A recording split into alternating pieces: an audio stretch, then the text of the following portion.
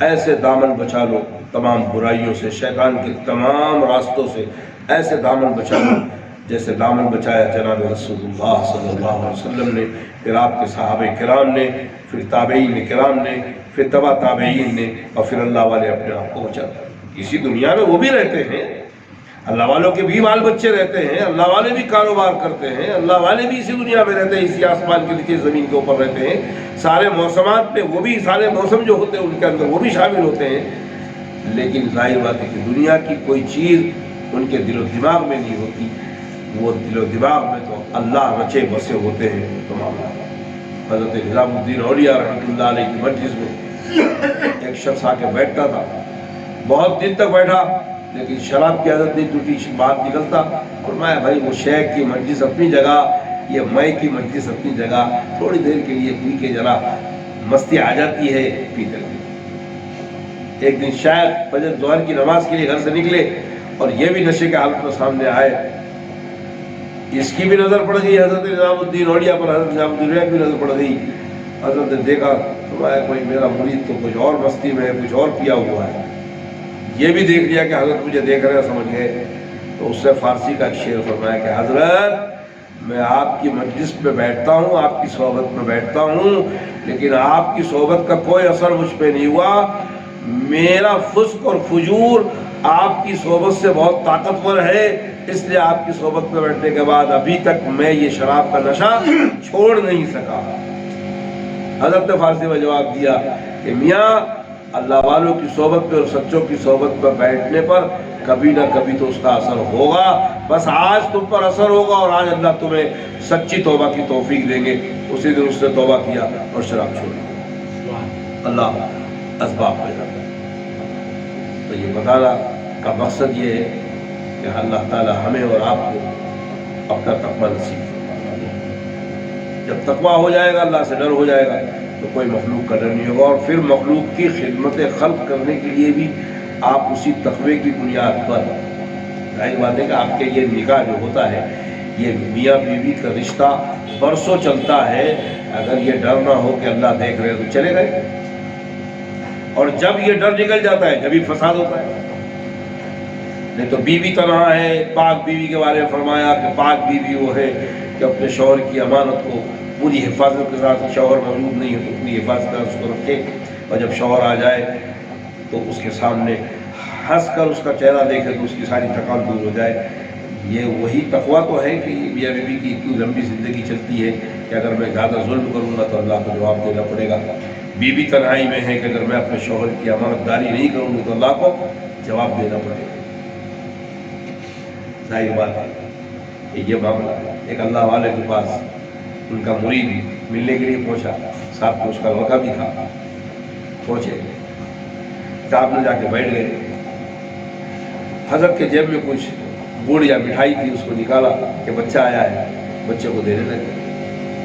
فرمایا میاں لے لو. فرمایا نہیں، میں لے لو بھائی، لے لو، میں خوشی دے رہا ہوں، مٹھائی کھا لو. گھڑی گھڑی باپ کو دیکھتا ہے.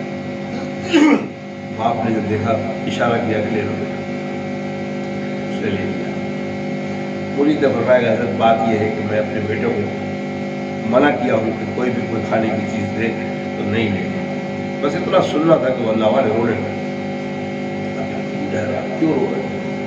فرمایا حضرت کیا ہوا؟ ایک بچے کو اپنے باپ کا اتنا ڈر ہے کہ باپ نے منع کر دیا کہ کسی سے کھانے پینے کی چیز دے لینا، تو بچہ نہیں لے رہا ہے. ہم کو اپنے پروردگار کا ڈر نہیں ہے، ہم جو چاہ رہے کر رہے ہیں، اپنے رب العالمین کا ڈر ہمارے دلوں میں نہیں ہے. اللہ والے تو کس وقت یہ کیا بولتے ہیں، مرید تو تڑپ گیا، وہ بچہ جو میٹھا کھایا وہ بھی تڑپ گیا. ظاہر بات ہے اللہ والے دل سے بات کرتے ہیں، تو دل سے جب بات نکلتی ہے اثر کرتی ہے. پر نہیں طاقت پرواز مگر رکھتی ہے.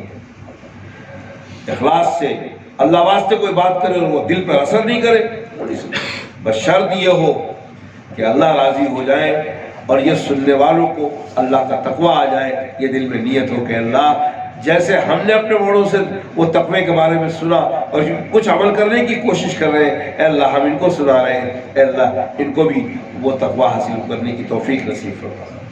اس اخلاص کی بنیاد پر اللہ رب العالمین ایسی مجلسوں کے اندر اللہ برکت عطا فرما. ظاہر بات ہے کہ یہ اتقوا اللہ اللہ سے ڈرنا. اور آپ قرآن پاک میں دیکھیں ہر 4-5 آیت کے بعد کہیں اتقوا اللہ ہے، کہیں متقون ہے. یہ ایک پورے قرآن کے اندر یہ اتقوا اللہ، اللہ سے ڈرنے کا معنی فرمایا. اب ظاہر چیز ہے کہ اللہ سے ڈرے کیسے؟ آدمی شیر سے بھی ڈرتا ہے، آدمی دشمن سے بھی ڈرتا ہے، آدمی ظالم سے بھی ڈرتا ہے، اللہ سے کیسے ڈرے؟ تو اللہ رب العالمین انسان کو پیدا کرنے کے بعد بلوغیت تک اس کے ماں باپ کو سائے کی طرح ماں باپ کو پیدا کر کے اس ماں باپ کے بیچ اس کو جمع اولاد کو پیدا کر کے ان کی تربیت میں رکھتا ہے. تو بچہ باپ سے ڈرتا ہے. ابھی سنا آپ نے کہ باپ نے منع کر دیا کھانے پینے کی چیزیں تو نہیں لینا، تو باپ سے ڈرتا ہے. لیکن معاذ اللہ باپ سے ایسا نہیں ڈرتا جیسے شیر سے ڈرتا ہے، باپ سے ایسا نہیں ڈرتا جیسے دشمن سے ڈرتا ہے، باپ سے ایسا نہیں ڈرتا جیسے ظالم سے ڈرتا ہے. باپ سے ایسا ڈرتا ہے کہ اگر میں باپ کی حکم نہ مانوں، باپ کی بات نہ مانوں تو باپ سزا دیں گے، اس لیے ڈرتا ہے. اور جب حکم مان لوں گا تو پھر یہ خوشی ہوتی ہے کہ باپ کی طرف سے انعام ملے گا.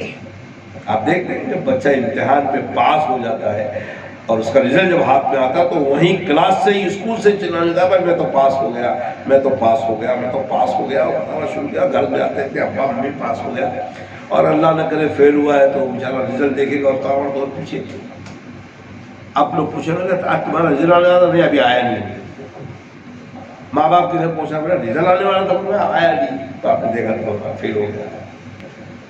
میدان محشر میں کل اللہ رب العالمین بھی کچھ اپنے بندوں کا نام اعمال داہنے بائیں ہاتھ میں دے کے پیچھے ہاتھ کھینچ کے لے گئے. فَأَمَّا مَنْ أُوتِيَ كِتَابَهُ بِيَمِينِهِ فَسَوْفَ يُحَاسَبُ حِسَابًا يَسِيرًا وَأَمَّا مَنْ أُوتِيَ كِتَابَهُ وَرَاءَ ظَهْرِهِ فَسَوْفَ يَدْعُو ثُبُورًا وَيَصْلَىٰ سَعِيرًا.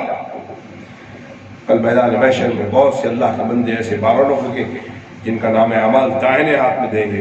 وہ خوشی خوشی اپنے رشتہ داروں کو بتائیں گے کہ الحمدللہ میں تو کامیاب ہو گیا، دیکھو ذرا میرا رزلٹ تو دیکھو، میرا کامیاب ہو گیا، میرا نام اعمال داہنے ہاتھ میں دیا گیا. اور کچھ لوگوں کو وَأَمَّا مَنْ أُوتِيَ كِتَابَهُ وَرَاءَ ظَهْرِهِ فَسَوْفَ يَدْعُو ثُبُورًا وَيَصْلَىٰ سَعِيرًا. ہم ان کا ہاتھ کھینچ کر پیٹ کے پیچھے ان کے نام اعمال کو دیں گے. ہمارے شرم کو کسی کو بتا بھی نہیں پائے گا. اللہ کرے اللہ نبی پاک صلی اللہ علیہ وسلم کی ساری امت کا نام اعمال دائنے ہاتھ میں نصیب فرمائے.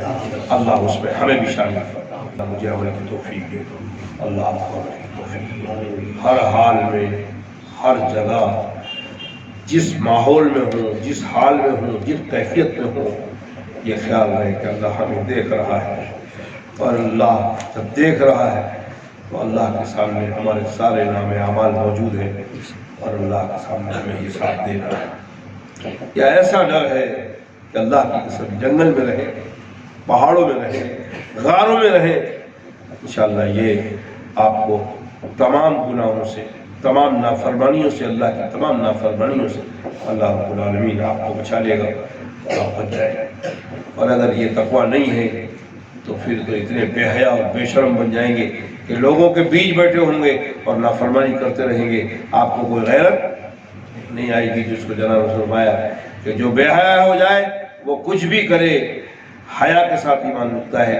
حیا ہے تو سب کچھ ہے، حیا نہیں ہے تو بے حیا آدمی کچھ بھی کر سکتا ہے.